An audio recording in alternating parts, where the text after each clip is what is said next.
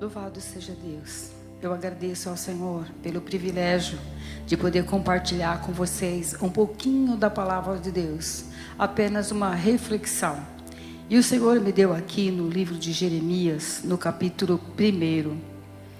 Eu vou ler alguns versículos, mas eu vou me ater apenas em 4 versículos. Diz assim a palavra do Senhor. A palavra de Jeremias, filho de Ilquias, do sacerdote que estava em Anatote, na terra de Benjamim. A ele veio a palavra do Senhor nos dias de Josias, filho de Amon, rei de Judá, no 13º ano do seu reinado. Ele veio também nos dias de Joaquim, filho de Josias, rei de Judá, até o fim do 10º de Zedequias, filho de Josias, rei de Judá, até que Jerusalém foi levada em cativo no 5º mês. Assim veio a mim a palavra do Senhor, dizendo, versículo 5, antes que eu te formasse no ventre, eu te conheci, e antes que saísse da madre, te santifiquei, e as nações te dei por profeta. Então disse eu, Senhor Jeová, eis que não sei falar, porque sou uma criança. Mas o Senhor me disse, não digas eu sou uma criança, porque aonde quer que eu te enviar, irás, e tudo quanto te mandar, dirás. Não temas diante deles, porque eu sou contigo para te livrar, diz o Senhor. E estendeu o Senhor a mão, tocou-me na boca e disse-me o Senhor, eis que ponho as minhas palavras na tua boca. Olha, ponho-te neste dia sobre as nações, sobre os reinos, para arrancares, para derribares, e para destruíres, e para arruinares, e também para edificares e plantares. Irmãos, quando eu olho para Jeremias, eu vejo a obediência desse profeta. Ele foi obediente em tudo ele obedeceu o Senhor na íntegra. E nós sabemos que Jeremias, no Antigo Testamento, ele é muito comentado, tanto a sua vida quanto o seu ministério. É muito falado, pois a vida dele inteira constitui em 4 etapas. Não vou falar das etapas, apenas um pouquinho da última etapa e trazer para os nossos dias esses 4 verbos que está aqui no versículo 10. Pois bem, Jeremias nasceu na cidade de Anatote, uma pequena vila perto de Jerusalém. Ele era filho de Ilquias, o sacerdote, e dedicou toda a sua vida ao seu ministério profeta. E olha que Jeremias, ele talvez não sabia o quanto ele enfrentaria de oposições, porque basta você querer proclamar a palavra de Deus, vem as oposições tentando te derrubar, tentando te barrar, fazer você parar. Só que Jeremias, aqui no versículo 5, o Senhor diz assim, antes que eu te formasse no ventre, eu te conheci. Antes que saísse da madre, te santifiquei, e as nações te dei por profeta. Então Deus, assim que Jeremias nasce, o Senhor já traça um plano para a vida de Jeremias. E Jeremias obedece na íntegra toda a palavra de Deus, pregando sem medo. Porque aqui no versículo diz assim, porque onde quer que eu te enviar, você irá, e tudo quanto eu te mandar, você vai falar. Não tema diante deles. Diante deles quem? Diante dos reinos e das nações que iam se opor contra a palavra de Jeremias. Porém, ele não teve medo, porque o Senhor disse, não temas, porque eu sou contigo para te livrar, e eu colocarei na tua boca a minha palavra. E se a palavra do Senhor está na minha ou na tua boca, irmãos, podem ter certeza que a palavra é certeira. A palavra vai de encontro com a necessidade pela qual você está, pelo lugar que você está, para a pessoa que vai te ouvir, vai estar lá ouvindo a palavra que Deus colocou na sua boca. Agora, o que nós temos que perceber é termos o espírito de discernimento. Temos que saber se é Deus ou se não é Deus. Temos que aprender isso. A obediência à palavra do Senhor faz com que a gente entenda a mensagem que o Senhor está querendo que nós falamos. Eu nunca me esqueço de uma pregação do pastor Luiz Cairo, lá no passado, faz muitos anos, mas ela ainda está dentro da minha mente e do meu coração. Falando da obediência. Ele disse que em um certo culto, eu acho que deveria ser um congresso, não sei, uma convenção, eu não me lembro qual era a festividade. Porém, o pastor que estava dirigindo aquele culto já tinha chamado um doutor para pregar a palavra. Já tinha chamado, já estava agendado certinho.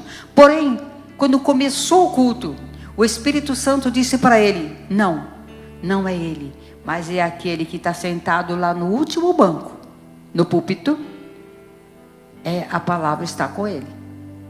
E o tempo inteiro esse irmão ficou desesperado. Por quê? Ele já havia convidado um pastor de fora, um doutor, um homem que sabia falar, se posicionar, conhecia a palavra, mas o Espírito Santo dizia: não é ele, a palavra está com aquele. E o culto inteiro esse irmão desesperado. E quando chegou na hora da palavra, ele não teve como relutar. Ele disse: agora vamos ouvir a mensagem da palavra de Deus pelo irmão lá do fundo. Um irmão muito simples, de uma congregação do interior. Mal sabia falar. Mas esse irmão veio, se posicionou no púlpito e toda a igreja viu. Quando ele cumprimentou a igreja com a paz do Senhor, toda a igreja viu. Uma águia pousou no ombro daquele irmão. Uma pata desse lado e outra do outro. E o bico daquela ave virou e entrou na boca daquele irmão. A partir dali, a pregação veio do céu, de encontro com a necessidade da igreja. E o povo sentia a presença do Senhor fortemente naquele lugar. Porque o pastor, apesar de relutar, ele obedeceu. Irmãos, todas as nações da época, nós vemos, a Bíblia fala que quando o rei obedecia a palavra, a nação era bem sucedida, prosperava e o povo era feliz. Mas quando o rei não obedecia a palavra, era um fracasso, era desgosto, era guerra, era destruição. Portanto, a obediência faz parte da vida do crente. Quando o crente obedece, ele não precisa ter medo de nada, porque o Espírito Santo de Deus, que habita em mim, habita em você, se responsabiliza por aquilo que você vai falar. Jeremias foi aquele homem obediente a palavras, aos preceitos, tudo aquilo que o Senhor falava, onde o Senhor mandava ele ia, o que era para ele falar, ele falava sem medo, porque ele sabia em quem ele cria, ele sabia quem era o seu Senhor, o seu pastor. Então, a partir do momento que ele começa a pregar, as oposições começam a vir. Começa a vir e enfrentar. Mas ele sempre lembrava da palavra do Senhor. Eu sou contigo. É o que eu e você temos que fazer. Sempre que você for levar a palavra de Deus, lembre-se disso. O Senhor é contigo e você vai falar a palavra de Deus. Irmãos, a palavra de Deus tem poder em si mesma, independe de quem fala. O efeito dela vai ser feito, porque é o efeito da palavra. Porque como a palavra contém o poder em si mesma, ela vai surtir o efeito necessário, nos corações necessário. Aqueles que veio para ouvir, aqueles que pediu uma resposta, aquele que pediu um emprego, enfim, a palavra vem para evoluir dentro do coração das pessoas, vem para falar, para que ele entenda que é o Senhor que está falando. Então não importa quem fala, não adianta julgar a minha vida que estou pregando, ou a vida de quem quer que seja que esteja pregando. Ah, mas aquela pessoa tem uma vida torta. Ele está pregando o quê? A palavra dele? Não, está pregando a palavra de Deus, e a palavra de Deus surte efeito, porque ela tem poder em si mesma. Louvado seja Deus. Aqui no versículo 8, diz assim: não temas diante deles. Por que o Senhor fala não tema diante deles? Deles seria uma oposição que ia vir contra a vida de Jeremias.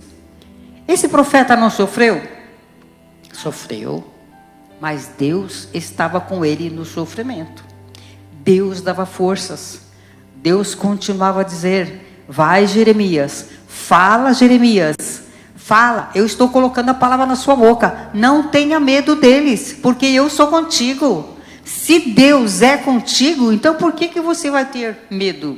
E outra coisa importante, ele diz aqui no versículo 9: e estendeu o Senhor a mão, tocou-me na boca, e disse o Senhor: eis que ponho as minhas palavras na tua boca.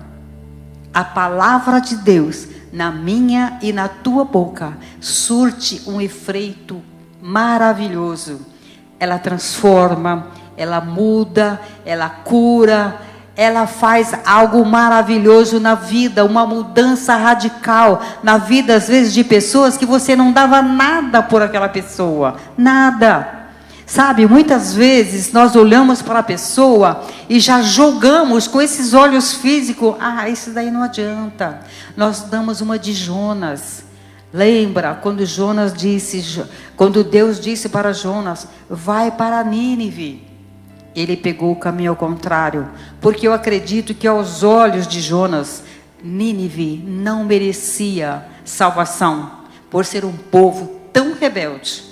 Mas aos olhos de Deus, aquele povo merecia. Sabe por quê? Como o pastor disse aqui no domingo, o remédio é para os doentes. Ninguém que está com saúde toma remédio. Toma remédio quem está doente. A palavra precisa ser pregada para doentes. Pessoas doentes da alma, doentes do espírito, que precisa desta palavra que o Senhor coloca na minha e da tua boca, para dar o alívio, para dar a salvação, para dar a cura. O Senhor faz isso através da sua palavra. Por isso o Senhor diz assim para Jeremias: olha, não temas, porque eu coloco a minha palavra na tua boca. Quando nós tememos, irmãos, a palavra de Deus, o próprio temor te motiva a falar a palavra de Deus. Porque aquilo que é de bom, que eu pego para mim, eu preciso repartir. Tudo que é de bom que eu tenho que repartir. A palavra de Deus foi uma coisa maravilhosa que veio na minha vida. Então, como eu sou feliz com o Senhor, eu tenho que repartir com aquele que não é, com aquele que precisa. E é o Senhor que vai mudar. Não adianta eu falar com as minhas palavras. Eu tenho que falar a palavra do Senhor, porque é nela que contém o efeito transformador para a cura, para a libertação e para a salvação de vidas. Aqui, irmãos, no versículo de número 10, diz assim: olha, ponho-te neste dia sobre as nações, sobre os reinos, para arrancares, derribares, destruíres e arruinares. Nós sabemos que muitas vezes, irmãos, para construir é preciso derrubar. Jeremias falava para o povo: olha, se arrependam, porque se vocês não se arrepender, Jerusalém será destruída e o povo levado a cativo. Jeremias avisou, mas o povo não obedeceu, e foi exatamente o que aconteceu. Jerusalém foi destruída e o povo levado cativo. Infelizmente, tudo aquilo foi destruído, mas lá na frente, Deus levanta um Neemias para restaurar aquilo que foi destruído e começar tudo novamente. Muitas vezes a necessidade de uma destruição para a reconstrução. Quantas vezes o Senhor fala com uma pessoa, fala, avisa, mas ela não dá ouvido. Aí de repente vai para um leito e os médicos dizem, não tem mais jeito, aí agora é só um milagre. E de repente aquela pessoa se arrepende e Deus levanta ela do pó. Já estava para ir embora, mas o Senhor levantou. Foi preciso derrubar para levantar e reconstruir aquela vida, para que ela se torne bênção nas mãos do Senhor. E eu achei interessante que aqui existem 4 verbos de destruição: arrancar, destruir, derribar e arruinar. Então as pregações de Jeremias às vezes era para destruir mesmo, sabe? Porque teria que reconstruir. E aqui eu quero trazer, irmãos, esta palavra para os nossos dias. Esses 4 verbos aqui de destruição para os nossos dias. Vamos esquecer um pouquinho aqui o Jeremias e vamos trazer para os nossos dias. Por que eu e você também fomos chamados para isso? Para arrancar, para destruir, para derribar e para arruinar. Mas como assim? Imagine você quando a mãe de Jeremias estava grávida dele e chegasse alguém, algum profeta e dissesse para ela, mulher, este homem que está aí no teu ventre, Deus vai levantar ele como profeta para reinos e nações, para destruir, para derribar, para arruinar, sabe? Para arrancar. Como será que seria o espanto dessa mãe? Sem entender nada. Mas aqui, trazendo para os nossos dias, o que é que nós temos que arrancar? O que é que nós temos que destruir? O que é que nós temos que derribar e arruinar? Eu vou dizer para você, arrancar. Nós temos que arrancar vidas das mãos do maligno. Destruir. Temos que destruir todos os seus projetos malignos. Derrubar todos os seus planos diabólicos. Arruinar seus intentos destrutivos. Nós viemos como opositor ao maligno. E é isso que nós temos que fazer. Até porque, quando a palavra arrancar, quando você vai falar com uma pessoa, e se essa pessoa não estiver no seu normal, ela estiver possessa por alguma malignidade, enquanto você não arrancar o maligno da vida dela, não adianta você falar de Jesus para ela, porque o maligno vai tapar os ouvidos e ela não vai entender uma só palavra. Certa feita, eu estava falando de Jesus para uma moça.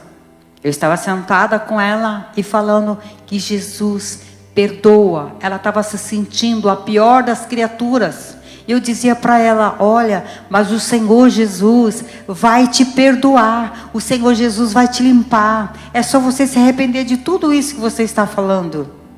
Ela parou, olhou para mim e disse assim, olha, Ele está aqui do meu lado dizendo que você está mentindo, porque ele foi derrubado lá do céu e Deus não o perdoou. Eu disse, por que será que Deus não o perdoou? Por quê? Porque ele queria ser mais que Deus. Mas eu quero que ele saia da sua vida agora. E naquele momento eu expulsei aquele maligno dali. E ali ela começou a ouvir a palavra de Deus.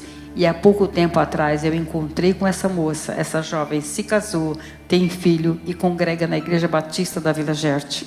Então, irmãos, quando você vê o resultado da pregação da palavra, independente dos opositores que tentam destruir e desfazer aquilo que você está falando, sabe, enquanto você vê o resultado da palavra, irmãos, não tem recompensa maior do que você ver o resultado da palavra. Quando eu trabalhava no departamento pessoal de uma empresa, sempre o escritório vinha mais pessoas com problemas para conversar comigo do que relacionado à empresa. E muitas vezes vinha um jovem e eu falava sempre para ele, falei, olha, está na hora de você ir para Jesus. Você é uma pessoa excelente, uma pessoa inteligente. Deus precisa de tantas pessoas. Você seria excelente na obra de Deus. E começava a motivá-lo. Ele falava assim para mim, ah, Silvani, quem sabe um dia, eu ainda sou muito jovem, eu tenho que gozar a vida. Lá na frente, quem sabe um dia. Eu falei, olha, vou falar uma coisa para você. Não é só velho que morre, não. Tem muitos jovens morrendo. E a decisão precisa ser rápida. Jesus está voltando. Pois bem, esse rapaz saiu da empresa. Passaram-se alguns anos. E um dia eu estou lá no escritório. Ele bate na porta.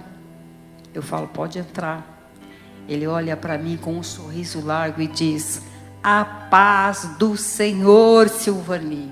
Irmãos, eu chorei só dele me cumprimentar com a paz do Senhor. Saber que aquela semente que foi plantada na vida deu resultado. Aí ele falou, Silvani, hoje eu sou casado, eu tenho uma esposa, filho e eu sou presbítero.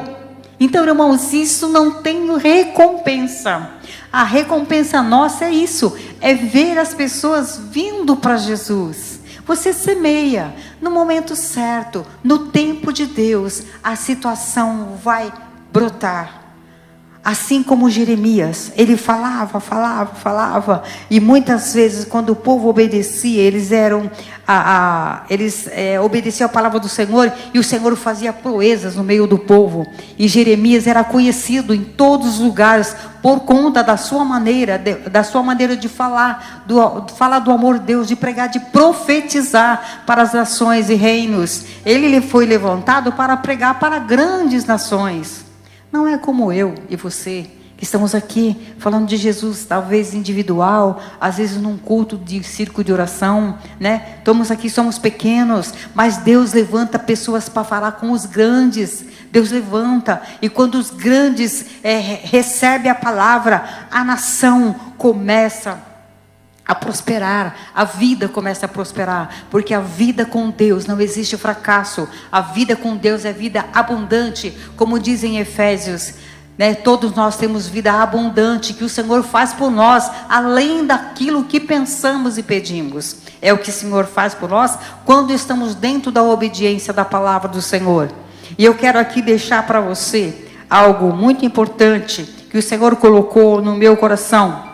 Nós lembrando ainda que a boca de Jeremias, ela falava inspirada, porém a palavra era de Deus. Que eu e você possamos ser inspirados para falar a palavra de Deus, e que haja resultado, e que podemos ver a bênção do Senhor, o resultado da palavra, da pregação, que neste dia o Senhor possa te abençoar, possa abrir aquela porta que você precisa, possa dar aquela cura que você está pedindo há tanto tempo, que você possa prosperar. Nunca se envergonhe de falar desta palavra, porque esta palavra tem poder, esta palavra é que molda e muda vidas.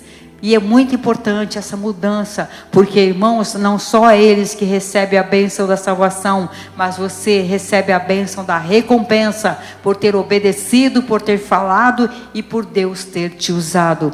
Que você seja como o cedro do Líbano. Sabe, o cedro do Líbano, ele é plantado, ele demora de 2 a 3 anos para sair fora da terra. Ele cresce 5 centímetros fora da terra. Mas agora, vai lá e tenta arrancar esse cedro. Você não vai conseguir. Sabe por quê? Porque durante esses 3 anos, ele cresceu fora da terra só 5 centímetros. Porém, abaixo da terra, a raiz dele tem aproximadamente 1,30 m, 1,5 m. Ninguém consegue arrancar. Que eu e você sejamos como Jeremias, pregando a palavra de Deus e firmados a nossa raiz aqui, na palavra de Deus. Que ela esteja firmado na palavra. Venha o que vier, seja como o bambu. A tempestade chegou na tua vida e você vai se curvar, mas quando ela passa, você levanta e retoma a tua posição, a tua força, essa força que o Senhor te deu desde o dia que você aceitou Jesus. Deus se escolheu desde esse dia. Jeremias foi escolhido desde o ventre, traçado um plano e ele cumpriu. Eu e você, o Senhor nos escolheu a partir do momento em que você aceitou Jesus. Ele já traçou um plano para as nossas vidas, para nós fazermos a sua vontade e obedecermos a sua palavra. Que sejamos como o cedro do Líbano, enraizado na palavra de Deus. Que Deus te abençoe, que Deus te ajude, que você possa enfrentar todo e qualquer problema e circunstância na presença do Senhor, que nada venha te derrubar. Pelo contrário, se fortaleça no Senhor, em nome de Jesus. E eu agradeço esta oportunidade. Fica na paz do Senhor. Amém.